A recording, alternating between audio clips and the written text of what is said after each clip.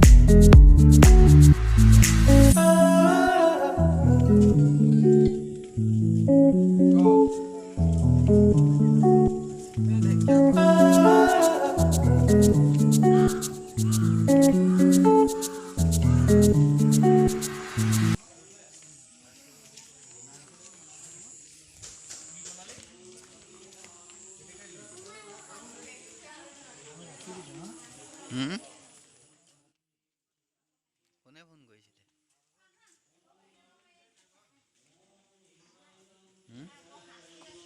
কোনে ফোন কৰিছিলে?